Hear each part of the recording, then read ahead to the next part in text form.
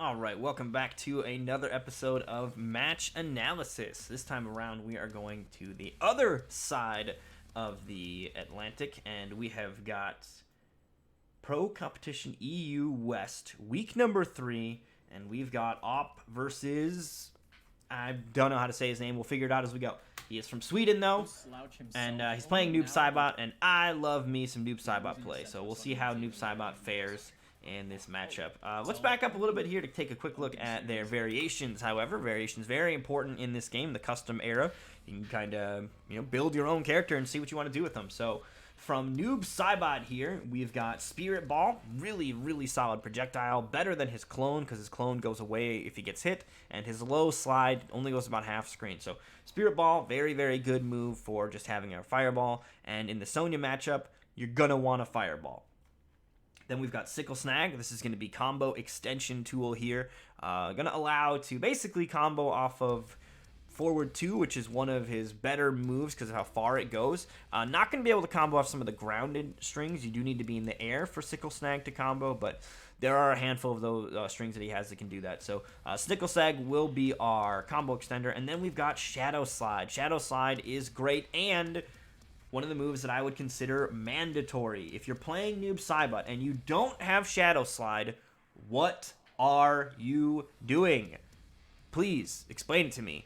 Now, I'm sure there are some arguments to not take it.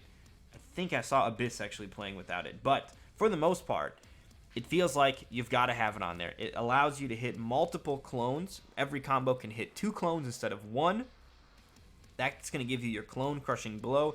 That is huge, and it allows you to be safe on your strings. And looking at the other moves in his move list, nothing else does that. Sickle Snag, there is no block stun, so doing that on block is unsafe. Spirit Ball, unsafe on block. Teleport, unsafe on block. Normal Clone, unsafe on block. Amplified Shadow Slide does allow you to take a little bit more risk with your strings and try to throw that out there. It's got good pushback. So I think Shadow Slide definitely mandatory, and you'll see that on almost every, if not every, Noob Saibot build out there. Then we got to take a look over here at Sonya, who's running Energy Rings Charge. Another one that may be considered mandatory.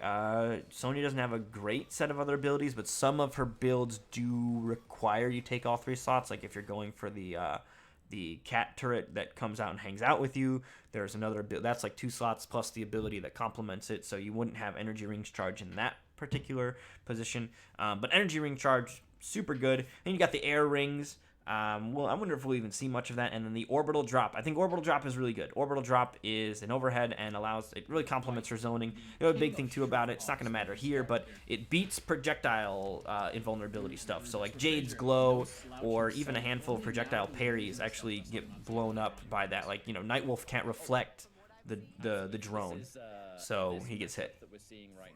Although that doesn't matter. Noob doesn't have one of those. Swefrasyr, that's what his name is. Alright, remember that. Try to say it right for next time.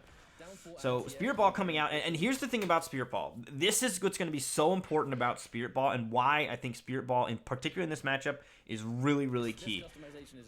Sonya's going to want to zone, but when you look at the damage when they both hit, okay, look at how much damage that... This is Noob over here.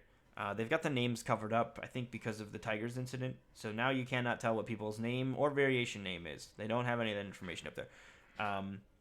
So this is Noob Saibot over here. And he got hit for, this is about 6 or 7%. Spirit Ball, now part of this is Sonya health, so it's a little extra smoke and mirrors deceiving. But look at how much bigger this chunk of health is on Spirit Ball. So what ends up happening is if Sonya wants to play it like that, if she wants to sit back and just shoot projectiles, Noob Saibot will win that war.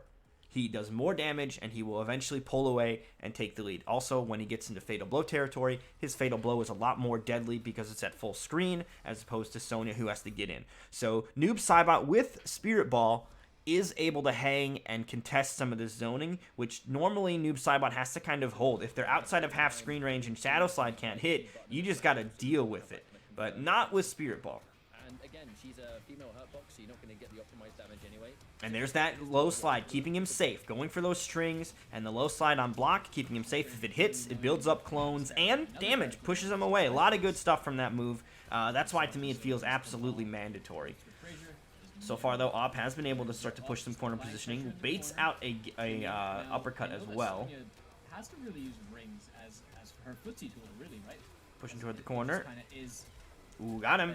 And this should be the kill here from Op. Nice, clean damage when he gets the launcher there in the corner. And I think a big thing here is that he's now pushed Swefrasyr over to the corner. Now, the other thing, too, Swefrasyr, because of his build, doesn't have any of the air mobility that Noob Saibot has. Noob Saibot has like 3 moves that he can typically use from the air if you take the abilities. You can teleport, the air dive, or the dive kick from the air, as well as the shadow teleport or the sickle teleport. So all of those moves are air kind of normals that you can use to help get out of the corner or throw off your jump trajectory. Doesn't have any of those. So when he gets locked in the corner, he's kind of stuck there until he can find a way out.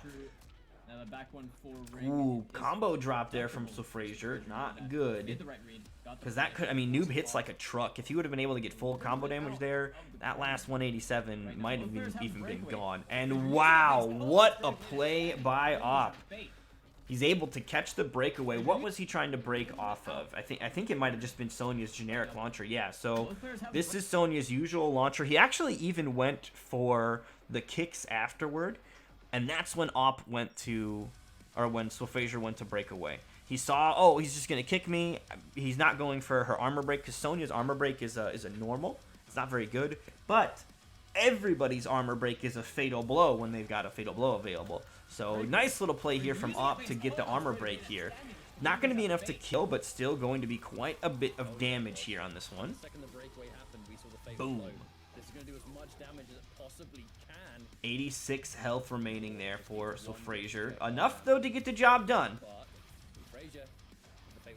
Too far away. See, that's the problem with the low slide, is it dissipates at about half screen. And there it is. That cat turret drop. You know, Swefrasyr didn't have a lot of health. He didn't have any defensive meter left either. So part of what he may have been doing is he's trying to duck because he's worried about the ring, and if he's ducking, that energy ring will fly right over his head. Problem is, if you're ducking too much, then you do have to worry about the drone drop catching you, right? So that is where the issues do begin to emerge. But he's able to figure it out there, and that is Op taking game 1. And that drone drop, I think, very, very important, very powerful move for the Sonya builds out there.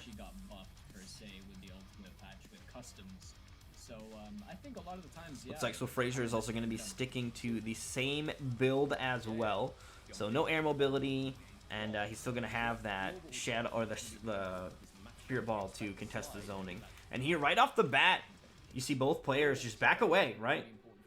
Op and both players backdash. Immediately, first response. Both of these characters are a little bit heavier on the zoning side. Neither one of them, I think, is one you would consider a rushdown character by any stretch. They may be more willing to get close and kind of mix people up or try to. I think Sonya does have mix, for example, right? So Sonya's mix exists, but I don't think it's the defining aspect of the character. The character definitely can zone very competently, and that's part of why Op is just looking to back away. He got away with it last game, too. He's got the momentum. He doesn't need to commit to the riskier 50-50 approach. Why commit to the riskier rushdown approach when the safer and probably more frustrating for your opponent lame out approach has worked? The zoning has worked. So Op immediately going to back away, and Swefrasyr, he's playing noob. He's got Spirit Ball. I still think that Spirit Ball, if applied properly, can at least keep him in the zoning war. It's going to force Op to be more careful about his own zoning. There it is. Big hit for Swefrasyr there. Finds an opening. No commitment there from Op on that, which would have been unsafe too. Good blocks from Swefrasyr. That 50-50 is devastating. It really can be. We know that he tried to tech at least.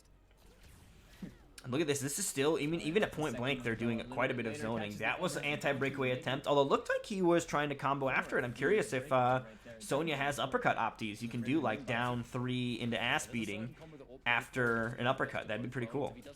two at the right time he can pick up, and if they break the down Ooh, two okay. anyway, so it's like a kind of damned if they do. Fatal blow available for both. Op needs to be careful. If he throws too many stray fireballs, never mind now. Oh, tries to get the punish. Wow. I really respect the attempt right there, but it wasn't enough. Oh, Doesn't have the amplified teleport, so can't kill, but Swefrasyr really trying to make a final stand. Blocks it, and the low slide doesn't actually send him into low profile. That was so close with the fatal blow attempt, though. Like, I think he delayed get up right here when he gets hit by this. He does delay, and then he gets up and just barely is Sonya able to block that. That cost him big time. And not able to find the opening. So Op will take round 1 here. And they're just going to go straight into zoning here, right off the gate. Both players, I mean, this right here, you see this jab that Swefrasyr throws? It's not a jab on purpose. He's not trying to fucking punch you from across the screen. He's not Dawson. That's a missed input on a fireball. Both players are just trying to get their zone on immediately. And they're playing 2 of the characters that are, well known for their zoning capabilities. I guess Noob Saibot might be a little bit more known for his damage output on top of that, but both of them very, very competent zoners. The blocks on the overhead. Nice jump over the slide. One of the other big risks with the slide. It's great in the clone build-up, the damage, the knockdown, the safety that it can apply, but it's a low. It travels on the ground. Very easy to jump over then, so you do have to be careful. And especially because the thing is, it's like it is encouraged to use it at these ranges where they're just outside of the normals and everything, where they might actually want to be jumping. Granted, Noob Saibot does have up kick to complement that, so he does have an answer for that if you're patient. There we go. That'll be the kill. Wow, Op gonna close it out with a brutality here. I love this corner sequence he got too. So he makes his way in. He's not overcommitting to the overhead string as well. If he doesn't see the first hit connect, even though he's got that overhead, he's just assuming his opponent's blocking it. Or maybe he's option selecting. It's an option too. You can do that shit. I don't think a lot of players do, but he could be. And here finds the opening and absolutely enough to kill. So Op gonna take the lead now up 2-0 over Swefrasyr. But Swefrasyr has been doing well. It's just like Alt just seems like he's flipping the tempo at really. Look at that spider tank. That shit looks dope. What a cool turret. I wish that there was more stuff that used the turrets. They look tight. So we're gonna move into game number 3 now, and I'm curious if Noob is going to continue to be the pick here from Swefrasyr. He does potentially have some other characters. I've never heard of this player before, so we'll see what he does. Looks like we're going to continue to see Noob. And yeah, he's going to continue to go with the same variation as well. Spirit Ball, Sickle Snag, and Shadow Slide. And there we go, the trades in his favor. In his favor. Look at this. Look at the damage here, right? First one, pretty good. Second one, look at the difference in life bars. 880 to 770, 110 damage difference. That is quite a bit of health differential between those two. And if it keeps up at that pace, Noob Saibot is going to win. I think Spirit Ball is such a deadly move. And here we go. He's just throwing Spirit Ball out now. He knows that Spirit Ball does too much damage to be ignored, so he's just throwing it out and forces Op to get in. Now, Op successfully does get in, but the idea there, I think, was to force a different approach from Op and then to deal with it accordingly. He just wasn't able to deal with it. Still going for a lot more zoning here this time around, so Swefrasyr really turning up the Spirit Ball usage. Down 4 into the low slide as well. So he's also building those clones for that crushing blow, which is another key element of Noob Saibot. If you're playing with low slide, it makes that clone crushing blow way more viable. Okay, this should be the kill for Swefrasyr. Nicely done. And just goes for an uppercut. There was no breakaway there, but I think the reason he went for an uppercut is to make sure he wasn't going to drop the combo. If you mistime something in this game in particular, it can be devastating with Fatal Blow and everything. So just a clean uppercut to close the round out. Which is not a bad idea. If you know you're going to kill with an uppercut, you know you're going to kill with an uppercut. Uppercut's the easiest way to do it. As long as you have a good uppercut, you know. I don't want to hear any Cassie players in my DMs about how their uppercut whiffed and they lost. Ooh, big jump kick, forces the breakaway. And there's that overhead connecting, but... Hopefully the players didn't experience that. Ooh, that is unfortunate. Puts himself in the corner, and the connection freaking out a little bit as well, it looks like. Which, you know what happens? It's an online event. That is part of the issues, or the world that we're living in right now. But regardless of those spikes, Op is going to go ahead and do some big damage. Not quite enough to kill. Wow. This is crazy. So he survives, and then he's just, Nike, just do it. Throws out a stray fatal blow, and that's the game. What a play there by Swefrasyr. I mean, you have a fatal blow. They encourage you to use it. Sometimes you just gotta. And he's going to catch him there, barely. Now, I will say that part of that might be the lag spikes. You know, I don't know what was going on, but the lag spikes could be part of it. Yo, what's going on, Y2J? So I think that that's definitely something to consider a little bit. Those lag spikes might have impacted the combo that Op went for. He went for an easier, quicker combo because of the lag spike. He could have put a little bit of extra damage on that one or something. But nonetheless, you know, Swefrasyr claims the game. We all know that we're playing online. That's the thing. You can't necessarily fall back on lag as an excuse. Like, you knew what you signed up for. We didn't ambush you with the fact that it's online. So it is part of it. You do have to factor into it. Ideally, it doesn't come up, but it is going to, so you do genuinely need to be aware of that aspect of it and willing to power through it. And I think, you know, part of the reason that you don't want it to be an excuse is that excuses breed negative energy in some ways, right? If you're making excuses, it's because you're not satisfied with how it went, and you don't have to be satisfied about it, but it feels like acceptance is a much better way of like, all right, than trying to make excuses for it, because then it'll kind of still linger as an angry thing or whatever. So you just gotta face it, right? We're playing online, is what it is. Drive forward. Game number 4. Let's go. So Spirit Ball right off the rip, and Spirit Ball, it does more damage. It does more damage than the drone drop as well. These are trades that Swefrasyr can 100% afford to take. He will be fine if he continues at that pace. And Op knows that, which is why he doesn't keep it up. I'm sure he likes zoning with Sonya, but he knows that he can't get away with it necessarily if he's playing against somebody that's doing a ton of Spirit Balls. So that's why he's been trying to get in and close the gap up. And now that he has these bigger life leads, he can kind of zone maybe a little bit more. But, I mean, now that right now he's behind, so he doesn't have those. But you'll see him maybe zone when he has a life lead, but now, not happening, right? He's trying to zone a little bit here, which is honestly somewhat shocking. If he gets caught by another Spirit Ball, he will die. He cannot afford another Spirit Ball now. So he's got to be careful. Tries for the fatal blow, and Swefrasyr ready for it. Good blocks. The clone actually catching him. The clone could have been blocked. There was still chip available on that, but I think the clone just has a better hitbox. So it would have had a little bit more coverage if he tried to move his way in. Op right now getting some lockdown here in the corner, though. He walked into it. Swefrasyr, he's bringing it back. All right, backing away. Energy rings out. Right now, yeah, Op has a substantial. Good throw. It's going to start to send Op back toward the corner and past that 50% health mark here. Yeah. And now the life lead here for Swefrasyr. Ooh, interrupt. Fatal blow is available. Doesn't go for the cancel. Didn't have the... no, I had the defensive meter, but... Because I believe it cost defensive meter. Wow, actually beat the fatal blow there. That would have been the game. And now Op has the advantage, starting to back away, going for the chip out. Ooh, you saw it. He was going for a teleport there, which may have beat an energy ring if the energy ring had to wait to travel. But because the teleport goes up and the drone is coming down, it's just going to beat it every single time. You cannot teleport out of drone unless they are like expecting you to move forward and they misplace it. But if they've got it on top of you, you're done.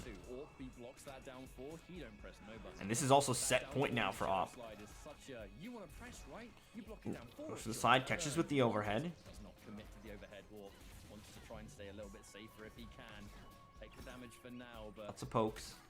Nice anti-air. Noob's down 4 anti-air is so good. It basically covers like this whole area where the sickle is purple, or the shadow of the sickle comes out. Let's see if I can try to get a good frame of it on there. This whole area is basically the coverage of sickle snag, or of down 4. So when he's coming in from above, I mean, it's a low poke, a poke intended for the toes, okay? It's supposed to be hitting shitheads down here. This is what it's for. This is what it's doing, hitting shitheads up here. And you can convert off of it. Really good anti-air. Noob Saibot players, me included, need to incorporate that in their game plan a lot more. I think the upper ones, like Abyss uses it quite a bit. I'm sure Parsa HB, same thing. Lots and lots of that down 4.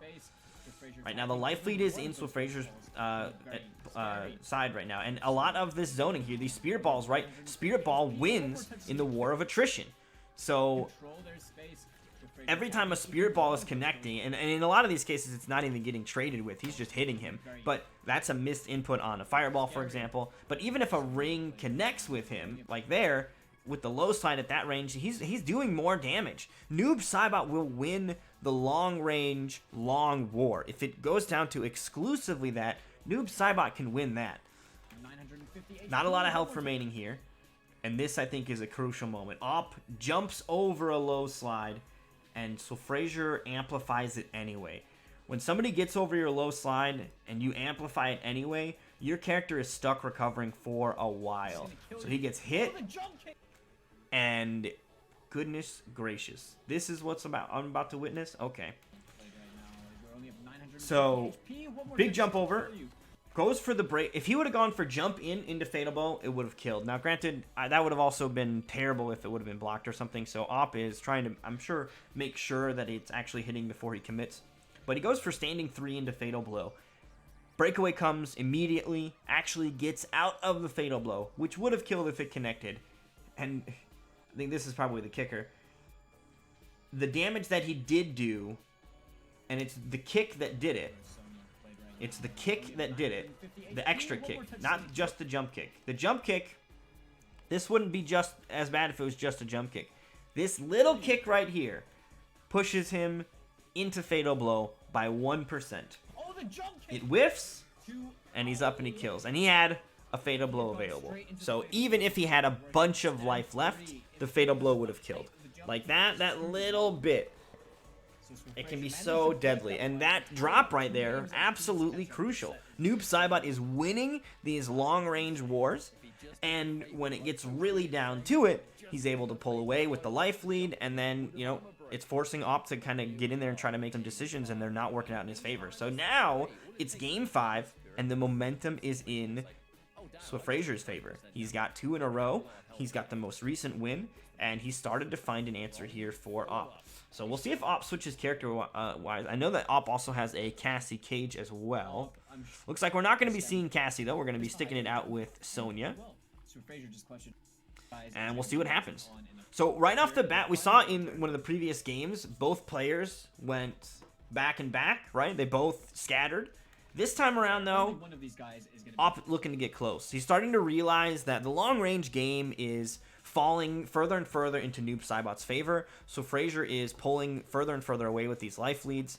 The Spirit Ball is just doing too much damage. He cannot afford to contest with that Spirit Ball. So Op now, he starts moving in. He wants to get in, and he's just going to start to look to apply a pressure game here in the final game, which in some ways, this is a significant shift from the previous approach, which is going to throw Swefrasyr off. Swefrasyr has already been adapting and adjusting to a zoning approach, and now those adjustments are not as valuable when the zoning approach is not happening anymore. What was that? Is this a new tick grab? I did not know this existed. Okay. This is cool. Definitely getting my notebook out and jotting this one down for when I pick up Sonya. So there are a handful of characters that can do this. I've been playing Rain lately. Rain can do this with his standing 2. Problem is Rain standing 2 is a high. Scorpion can do this with his back 1, which is probably a better example. It's a mid. And this is off of a low from Sonya. I believe that's a low. It might be a mid, but I believe it's a low. His back 3. So, and it will likely do this on hit and block. So what it is you can basically, if you have defensive meter, you can use interactables as tick grabs. And they're the hardest hitting tick grabs in the game. This is going to hit for like 20%. This is huge. Yeah, 20% straight up. And that's off of a back 3. Granted, there's single use. You can only do it once, technically twice, because there's more than one fountain on this stage. But on stages like the corner with the stalactite that you put their face through, you can only do that one once, right? There's not another one. But you can do it multiple times on the Shaolin dungeon, the trap dungeon. You can use the fire in the corner. But the ability to do a normal into the grab there, that's incredibly powerful. And Op hadn't been using it.